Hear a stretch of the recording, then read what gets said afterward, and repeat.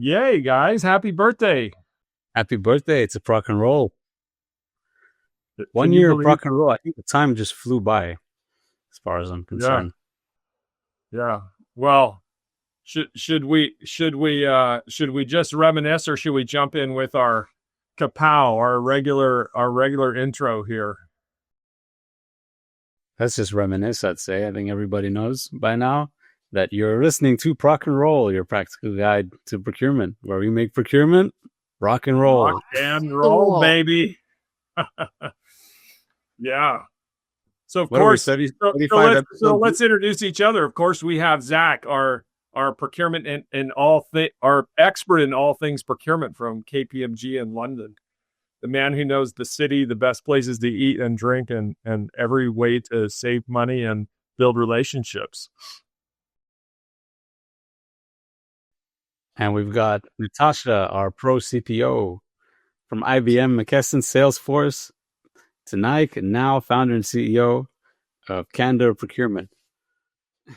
And we have Conrad, Intel in the past, but most importantly, founder and CEO of Graphite Connect, and 8 years in business, and keep rock and rolling and rocking the world of procurement. And together we have over 70 years of experience in procurement. So yeah, I mean, you'd expect us to have memorized it by now, so I'm not surprised. It's a little easier when we can read it, right? But hey, we've been at it for a year. I can't believe it. It's been awesome. Yeah, I gotta say, Conrad, like I think when was that lunch meeting in London where I met up with you? And I think we didn't know each other that well at the time. But that was such a great conversation over 2 hours or something like that. And you were like, hey, you got to meet Natasha. We got to get this podcast started. So it's strange to me how that one little decision to go to lunch, or your invite to lunch, just turned into like, some great relationships for me, and some great conversations as well over the last year, and just something quite cool to be involved in. It's interesting for me to see that in parallel with us launching Proc-N-Roll, I pretty much launched Candor Procurement almost at the same time. I mean, I think that when we recorded our first episode, that was my first in-person meeting with my founding partner. And we're in a very interesting cusp. This is the moment when 95% of the podcasts drop and 95% of businesses drop. It's kind of like when you're finishing your first year and you're thinking, it's like, yeah, I put a lot of efforts, I invested a lot of thoughts and heart and mind and time and financials.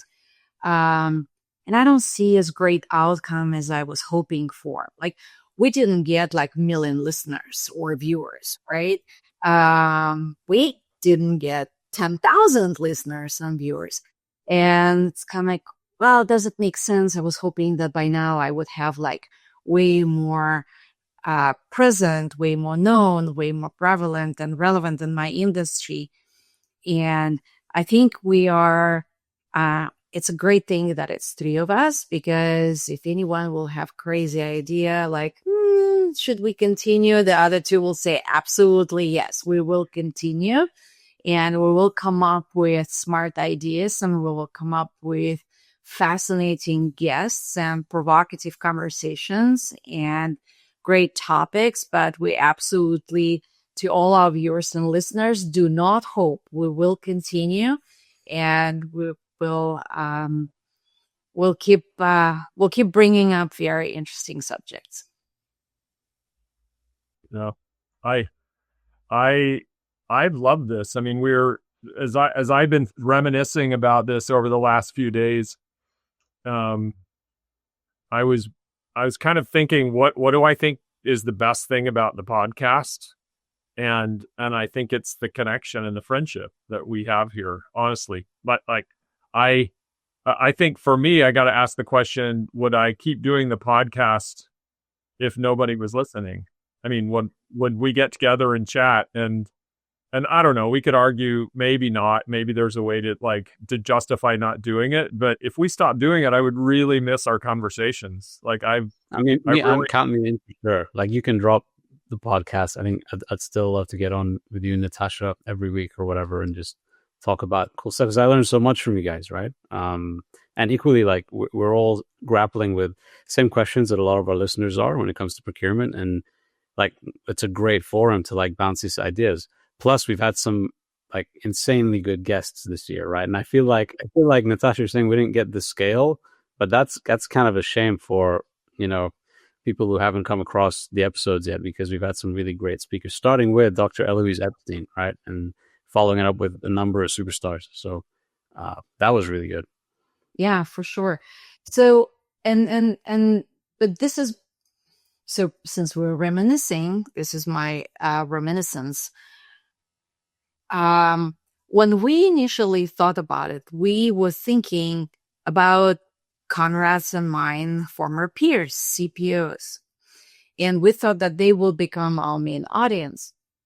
But I've heard from at least 5 or 6 of my former either direct reports, like director level people, or a newly minted director, like more senior manager, kind of like level, that they very often, they wait for us to drop the episode because they actually implement majority of what we talk about in their daily operations. They use our episodes and our conversations and the themes as not necessarily like direct instruction, but sometimes as litmus test or as verification that whatever they're pushing through in their own operating environment is kind of like is in line with how procurement people think about it in broad terms. So we thought that our audience in the beginning would be more procurement leaders, but in reality, it's procurement operators who are in trenches day in, day out. Yeah, I mean, that's and so great to hear. I love that too. I would, I don't know. I would say those are the leaders. For sure, those are the leaders of tomorrow, depending on how you define leadership. But I always believe that, you know, leadership happens wherever you are. So, you know, if you know, as that's the case, Natasha, if our listeners find themselves 1 or 2 clicks below the head of the function or the CPO chair, like you're headed there. I mean, I didn't really, I don't know, I wasn't feeling very patient 30 years ago when I started my career, and I looked at, you know, the director of procurement, which was the CPO job at Intel at the time. Like, you know, it'll be forever until I have those kind of opportunities. They will come far faster than any of you anticipate. And I frankly, I love that's the breadth of the audience. And I would just correct you. I would say if you went back and looked at all of the short videos and all the videos and added them up together, you know, I haven't done it personally, but I suspect we're well past 10,000, you know, maybe even 20,000. We'll have to go look at that one of these days. But there's been a lot of views and a lot of insights that have, you know, hit in LinkedIn and Apple and Spotify and everywhere else. And like your comparison to business, you know, what do they say? That everyone overestimates what they can do in 1 year and they underestimate what they can do in 10 years. I mean, the first year is always a little bit of a just get going and get some recognition. But, you know, I couldn't be happier. And back to what I said before, I mean, there's a book I love called The Practice of Groundedness. And in that book, it lists like 6 things or something like that. I'd recommend it to everybody. But the one of the things that it talks about being grounded and happy is having connection and community. And this, like Zach, like you said, this is a little bit of a random serendipitous gang that we have now, the 3 of us. And I remember that lunch, we were the war was I don't know how fresh the war was, probably 6 or 8 months old in Israel. And it was really bothering me because of my time there. And you have a unique perspective because of your, you know, your family origin. You're from Lebanon, right? Your family's from Lebanon. Exactly. Yeah. So it was all really close. And, you know, we shared some pretty, I don't know.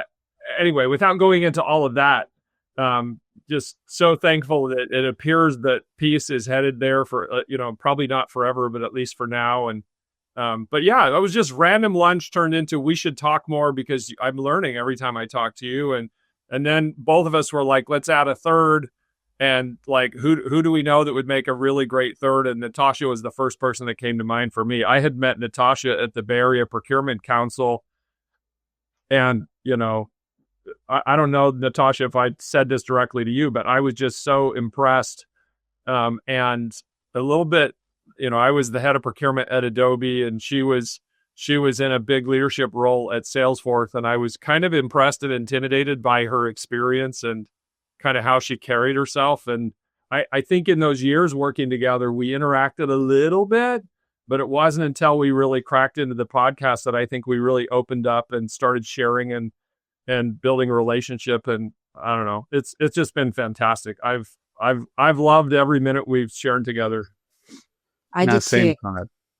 Yeah, I did too. And Zach and I, when we had our dinner in London, maybe like when we were 3-4 months into recording, we had a toast in your honor, Conrad, that only you could put together during the Israel-Hamas war. Only you could put together on the same podcast and say, you two will be friends. You're Jewish, you're Muslim. You guys, we're going to build a great partnership together. And we did. And I think we spoke about it in one of our episodes, how open and caring and inquisitive in a positive way our conversation with Zach was, and how he helped me to see some things that I didn't realize before. And he was all very open to my perspective. And we, I think at that time we set example that no matter what perspective you arrive to conversation with, but if you open and willing to listen and learn and put different perspectives aside, you're going to certainly exit the conversation with much broader perspectives than you entered it in. So true friendship all around. And I'm very happy to stand corrected that actually our number of viewers and listeners are much larger than I thought. Yay. Well, and they're putting it to practical use. I remember when I invited you to kind of join the effort and told you about Zach and kind of our conversation about the war, and I remember you said, "Well, I'm fine at talking to this guy and having this thing, but I'll tell you right now, we cannot talk about what's going on in Israel. That is not acceptable, and it's not going to go anywhere good."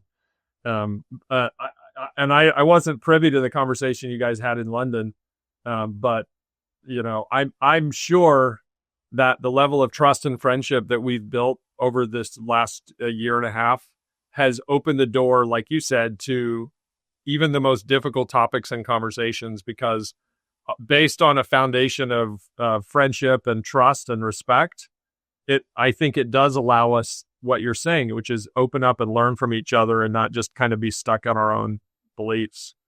No, 100%, Conrad. I mean, for me, there are a few lessons here. I think one of them being like, there's so much like love inside me that I didn't know I had until I met Natasha, right? And I think over the last year, like just getting to know you better, Natasha, and stuff, I think it's been like phenomenal for me, building that relationship with you. So, and the maybe the number one lesson, the first lesson is what you did, Conrad, which is, take a chance, like go to lunch or introduce two people, or, like it's such, big, good things can come from very small, kind of acts. And I think, what Natasha said is also, a good lesson. And, all around, I think, it's been really, really great. Well, I got to tell you, I'm a self-proclaimed introvert, and I've even taken the Myers-Briggs. Like, I definitely lean into introvert. I've tried to. I didn't expect that, Conrad. I got to be honest. I really try to live outside my comfort zone a little bit like that.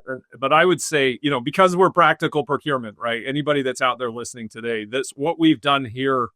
And I'm not saying everybody has to go create a podcast, but this has been a lesson for me as well. And I think, you just said it again, like, get outside of your bubble, meet some people, be open to those relationships, and for sure don't limit yourself to. I know one of my biggest failures in the first 20 years of my career was feeling intimidated by senior people.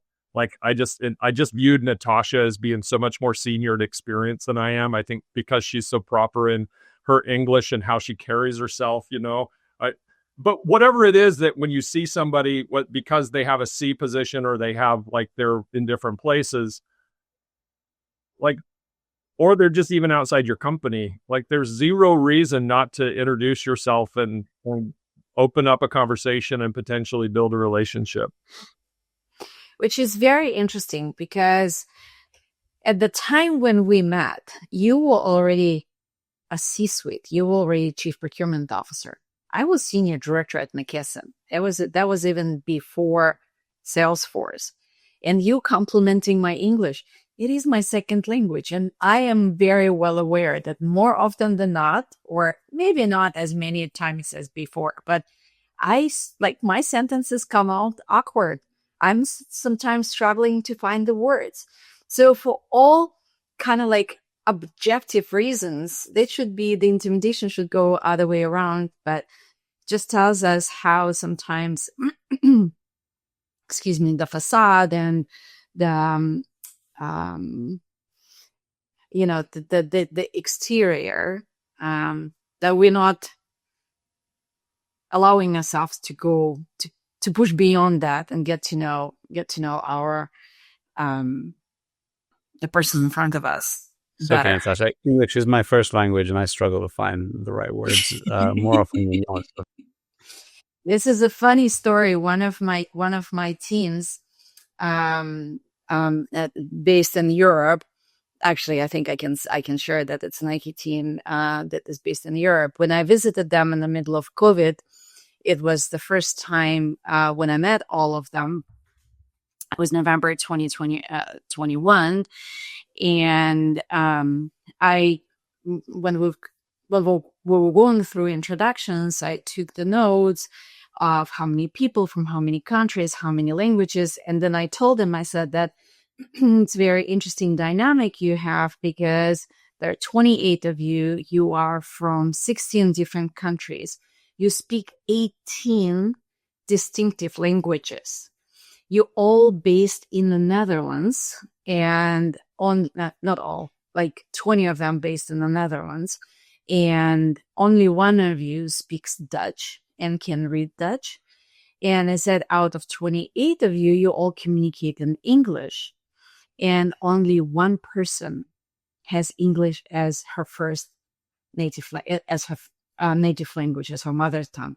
And actually, she's the person everyone understands the least because of her accent.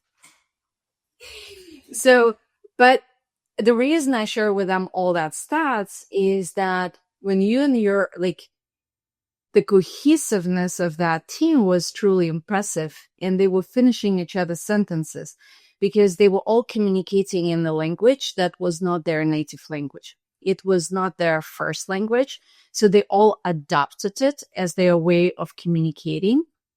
And it became maybe second native language for them. But they still, the way their brain operates and the way they express themselves, they know what they're trying, what the other person is trying to say, because at some point of their life, they were trying to say the same. And their brain just sends them familiar signal, and they can finish each other's sentences. And it was very interesting to observe their communication when there were very few misunderstandings about what the person meant. Language is rarely like a barrier, isn't it? Like it's like a real barrier. Like unless it's something to do with articulating something, very deliberately. Like if it's just connecting with people and stuff. Yeah, so much communication is just body language, right? And I think, like you alluded to, Nash, it's a bit of a vibe as well. Like if you're getting on, you have great relationships. Yeah, English being a second language I don't think slows you down at all. So I don't know, Conrad, do you have a second language? I never asked you. You're on mute. All right, you're on mute. Silence is a second language. Yeah. That's fantastic. I said, hablo español y falo poco de portugués.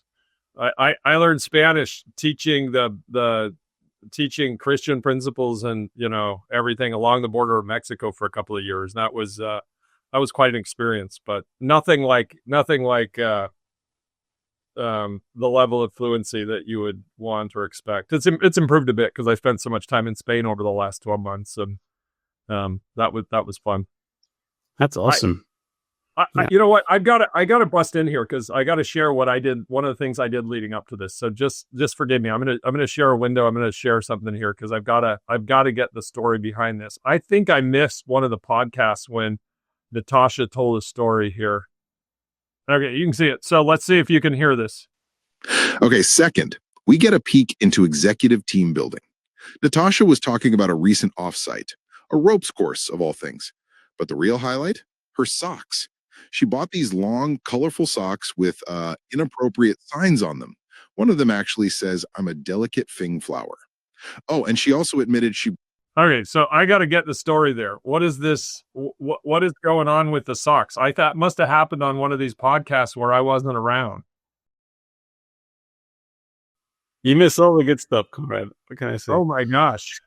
I think I wonder if it combined a couple of episodes. It wasn't really offsite. It was for my birthday. I took my girlfriends and we went to do rope course. And everyone was wearing just colorful socks because we wanted to make sure that our group is viewed as a theme. And considering that you're wearing harness, you can't really wear tutus or anything kind of like on your body. And because you're wearing helmet, you can't wear wigs. Because normally I'm showing up in tutus and wigs. Like when we were running Hood to Coast with my Nike team, after we finished running, when we got our medals, we were all wearing tutus for the final picture. So on this one, the only thing we could actually wear that would show us as a team were colorful high socks. And yes, one of the pairs was saying that I am a delicate fucking flower. We've had some pretty amazing moments together. Just for fun, I went, if you can see this NotebookLM, I went and uploaded all our episodes here. I tried to share this notebook with you, but it doesn't allow, unless it's a personal Gmail notebook, I can't share it, and I have it in my corporate load here, so I can. Anyway, it's easy to do. I can show you how to do it afterwards. But there's some really great stuff in here. It just went back and captured a bunch of the. Oh, that's not the. Oh, here we go. Right here on this side. It highlighted the Rock-N-Roll anthem. Remember Chris Bloom, who helped us get going in the early days? She used AI, so the entry music you hear that kind of comes on when we get going, that's AI generated. When I listened to that, it was like, I don't know, like 4 minutes long, and I was like, this isn't going to work. But it's actually, what the marketing team did with it was awesome. It was really good. I'll just run through these quick. I don't want to take a lot of time, but this brought me back to the Ice Sap Baby song. Ash Hall, who we had on as a guest, he had done this years ago. That was really awesome. I don't know what this ethical golf outing dilemma is all about. I think that was from our ethics conversation, and what was acceptable or not acceptable. There's still some stuff coming out. Arnaud's episode is going to drop shortly, and he talks about a project he did, like jumping off a cliff and like landing in the airplane on the way down. Natasha's favorite S word of procurement. Yeah, that's fantastic. And then this one, remember Mark Raffin's daily rejection challenge from AI? We talked about that. Yeah, we all remember that one. Brilliant. Just brilliant. And then this shock and awe of the AI demo, practical and excellent, blown away by Zach's live demonstration of AI powered intake, 100%. And then, of course, they brought up my rant against sloppy RFPs. So it all makes it there. I don't know if you've done this before, guys, but you can go as you put it into here. This feels like more show and tell. Sorry, but it did where is it here? It did a.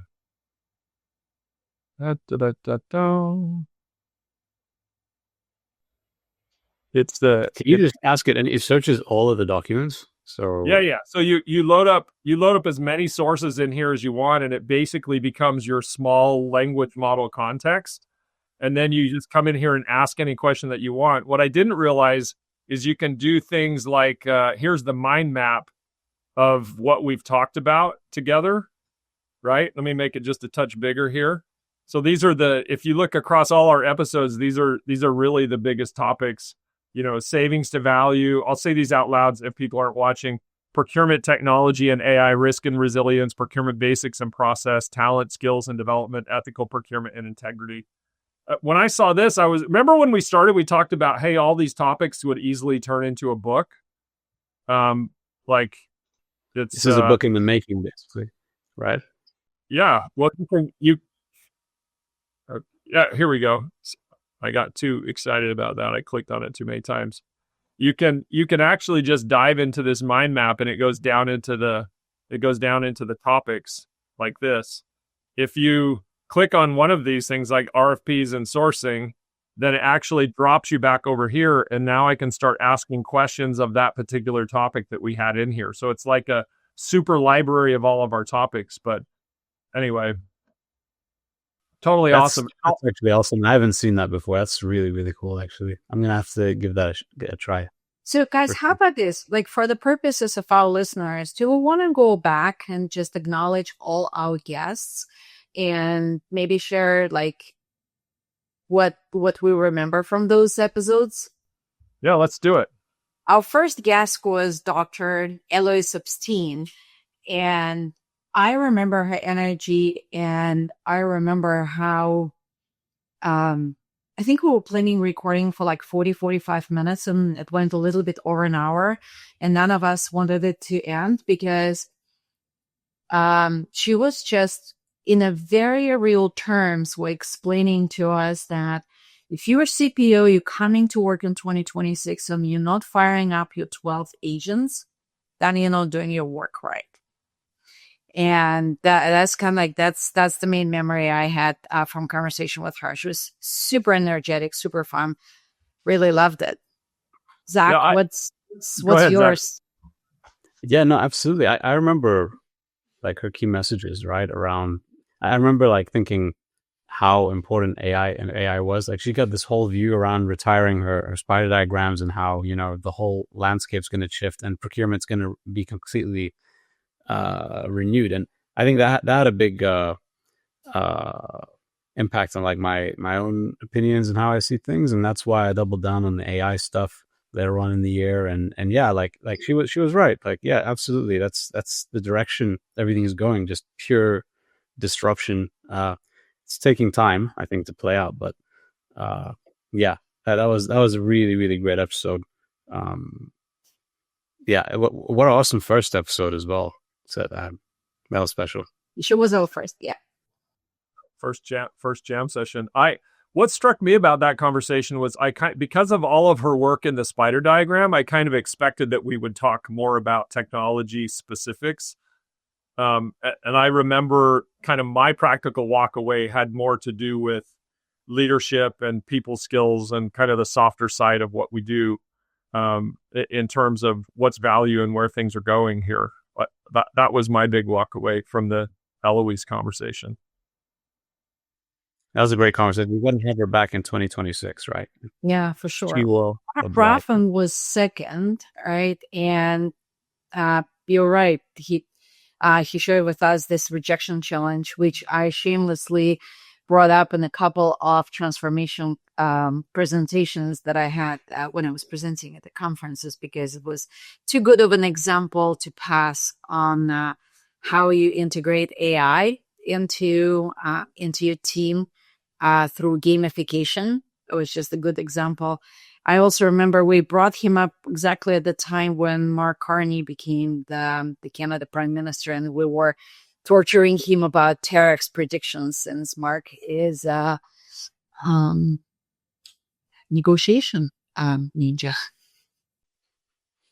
I wasn't. I think my connection got disrupted during Mark's episode. But that thing he said around not confuse power with leverage. And he had a few more insights, I think, around negotiation, which I thought were wow. Like yeah, these are great, like clarifying points. That was a really great episode for me as well. That's a great one to go back and listen to for folks, us included, right? But again, it's really interesting when you kind of dive into that episode and listen to what he's talking about. Again, he's talking about, influence and relationship, getting in with the stakeholders, versus just focusing on savings. Yeah. Another person we got to get back. The guy was freaking awesome. He's, and I remember Natasha asked about what advice would you give the Prime Minister of Canada, right? Because they had a new, and I think that's where he got into kind of the power versus leverage thing. Yeah, for sure. Then we had Alyssa Harvey Dawson and Anna Erickson, and we were talking. They were sharing their perspective on very critical and yet never easily defined relationships between procurement and legal. Yeah, everybody's favorite friend. When I showed up at Adobe and the head of legal, not the head of legal, but one of the legal people was kind of like, yeah, we don't let you guys negotiate because we don't think you know what you're doing. It just kind of outlined to me how toxic sometimes that relationship gets. Over time, we worked hard as two functions and brought it together and made it a strength. But the work together, the collaboration and partnership required with legal is critical. And that one, Zach, that one flipped right back into conversations about AI as well. Yeah, all roads lead to AI. So this year for sure. So, Kara, then you brought Ash. Yeah.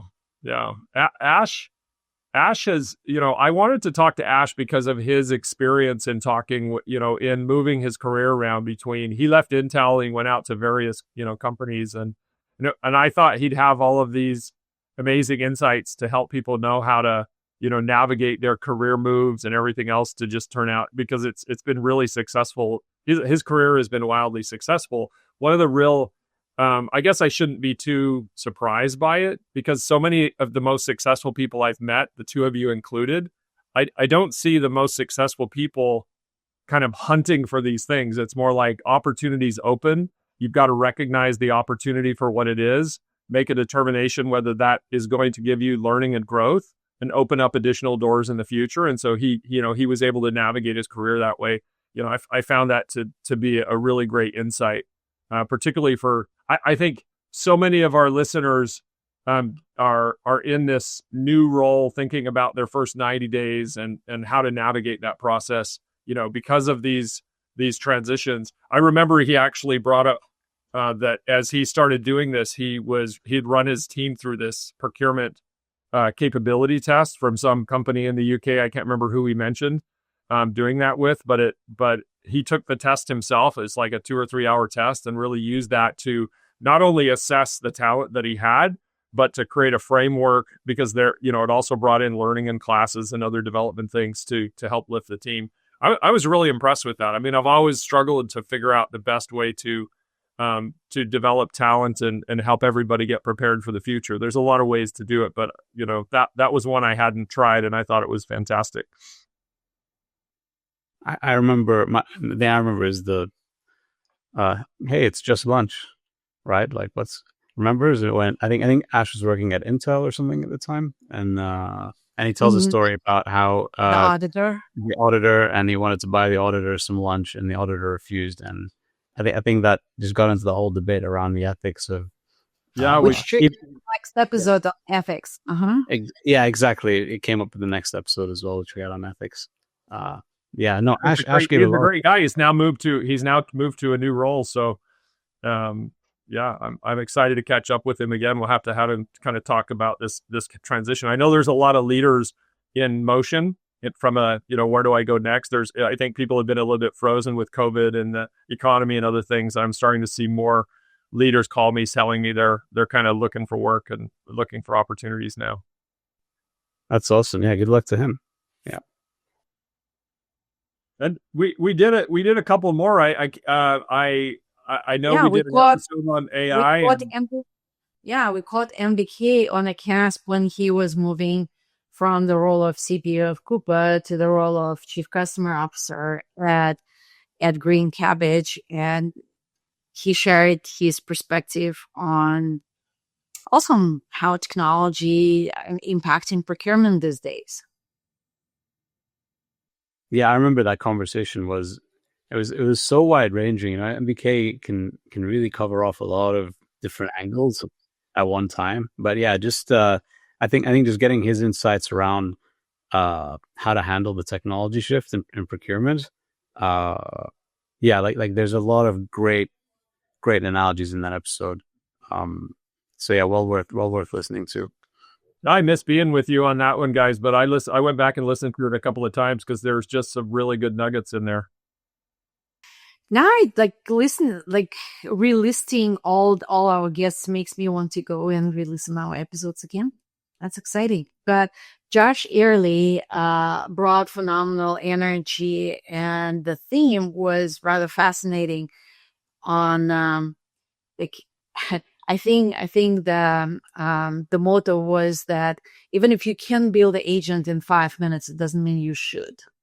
And we were talking specifically about how challenging it's going to be for enterprises to track compliance going forward when pretty much anyone can create their own tool, their own process, initiate something within the enterprise that was not intended by enterprise, but was intended just by one person. So fascinating discussion. I really enjoyed perspective he was bringing from everyday practical implementation. Yeah, there's a lot about governance, and I mean, we covered again lots of topics, but governance was such a big theme there, and it was, you know, I realized after that episode that maybe we hadn't talked enough about governance, specifically, in our episodes, and yeah, I think maybe that's a theme for next year. I think it is getting really important with governance of AI and models, and you know, all kinds of things like that procurement needs to do. So that was a great episode as well. Yeah, we decided that we'll bring number of CISOs next year to cover that specifically in the age of technological development and AI, how we keep information secured and how we govern it on a broader level. Yeah. Was that the episode? I don't know if Zach or Josh mentioned, you know, maybe one day you'll be working for an AI agent. Was that? Yeah, that was the one. Oh my gosh, that blew my mind. Yeah, I rejected that notion. It hurts my intelligence to think that way, but you know, we'll see. Ted Baumuller was our last guest, and there are a couple that I missed, Conrad. That then I think you'll share about Jay Arnaud and David Johnson.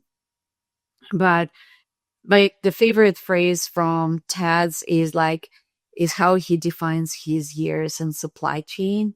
He's like, my whole life I was chasing the parts that I couldn't find and was trying to get rid of the parts I didn't need. I think that is hilarious definition of his work in supply chain. What's funny is that his oldest son is now in supply chain, and so Ted is trying to give him advice, which his son surely rejecting at this point. But I think his that shared his passion for leadership and stakeholder management, and how important it is for us procurement people to be successful, to embrace what's important to our stakeholders versus keep pushing our agenda.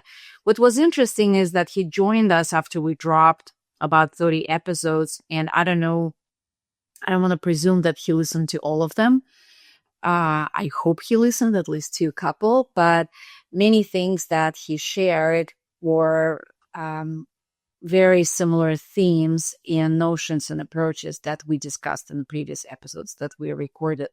It just tells me that I'm happy to see that many procurement minds think alike. Yeah, and especially with Ted, he'd been around like so many different roles, so he wasn't looking at it from purely a supply chain or procurement lens. Yeah, so that was really, really good. It's just I was just checking this because I remembered him saying his son was a mechanical engineer. I just double checked, and I think that's what it was. So his son's buying parts, same as he did. Oh, geez, yeah. Yeah. What goes around comes around, right? When this episode drops that we're working on here, everyone will have heard the MBK episode. My good friend Arnaud from BIC also spoke with us about the transition from GMO, from non-GMO to GMO, from regular milk to non-GMO milk in the supply chain in their product, and just what an important and critical role procurement supply chain played in that overall project. It was fascinating to kind of listen to the jump off the cliff and make it happen, and the really strategic role that the procurement team played in making that happen with collaboration with the supply chain. Really great episode. A couple of these that we're talking about, Jay gave an episode actually about acquisitions. That will land here at the end of December, so in another week or so. And then the TED conversation that you guys are all talking about, that'll drop in mid-January. So if any of you are wondering, like, hey, where do I go find that episode? Just be patient; they're coming out quick. We've had a number of just incredible guests on the podcast, and I think maybe one of my learnings as well is just how much value there is, again, from these relationships, right? We're building relationships, and we have an opportunity, whether it's, I don't know. I don't know most of those people. I saw MBK 1,000 times at every conference, but when you get in here and just start talking, spend an hour chatting with somebody, it's really cool. No, it's great, isn't it? Because we've built this platform, and I think I appreciate our guests so much for coming on, but equally, like, every single one of them was so happy to get on the podcast and share their thoughts and things. And that's been so great, is to have this platform, and so many people are saying yes. And I think we're going to do more of that next year, right? Let's give a little bit of a teaser. We're gonna have a couple of CHROs, and we'll be talking about some things that I actually never heard open conversation about. Is layoffs. Do they make commercial sense? Companies often pull them as trigger to save money. Does it really work on the long term? And we'll talk about how, in an age of technology revolution, what do we still teach people? How do we coach them? How do we mentor them? How do we help people to move to the next career? So we'll have a couple of CHROs. We'll double click on CFOs, because we wanted it to be concerted efforts and a number of episodes specifically with CFOs, because that is probably, whether procurement reports into finance or not, but relationships between procurement and CFO probably one of the most critical, and how to make it a happy marriage and a long-lasting marriage. So we'll invite a couple of very, very well-known and knowledgeable CFOs who are not just strong finance professionals, but also incredible leaders and outstanding human beings. This is how we select our guests. They have to have kind heart and very clear head, and deep pocket of knowledge. So that's part of the preview. Conrad, do you want to share who you have in mind for next year? Well, we have lots of CPOs lined up to come in and join on the podcast, so we'll have plenty of those. But I would say, I'm sure with the technology side of this, we'll start digging into more guests that are a little bit like MVK with like deep history in various technologies. Maybe we've talked about even bringing in some of the procurement tech stack kind of founders and tool. Like there's just so much that we can learn and share going through this. I don't know what to say, Natasha, other than I think we're just scratching the surface from a guest perspective, just and a topic perspective here. I know we owe the audience here, and a teaser is in a couple of weeks here. We're going to go through a look back at our predictions for 2025 and a look ahead to 2026. That's going to be a really awesome episode. So I'm looking forward to that conversation. Yeah, no, it's honestly been like such a awesome year, 35 episodes. And like Natasha said at the beginning, I don't think we're slowing down. Like we've gelled together so well over the last year. We've had a great network now of people who've been on the podcast and who really want to be supportive. And yeah, I think let's keep this going and somehow try and reach more listeners as well, because there's a lot of value here that, shouldn't go unheard. So that's, I guess. Before we give it a wrap, what's practical gem from the year? Like the thing, of course, we talked about relationships and everything like that. And that would be my number one. I'll try and be a little broader than that. But like, what's the real highlight? What one last highlight as we wrap it up and say goodbye from the year?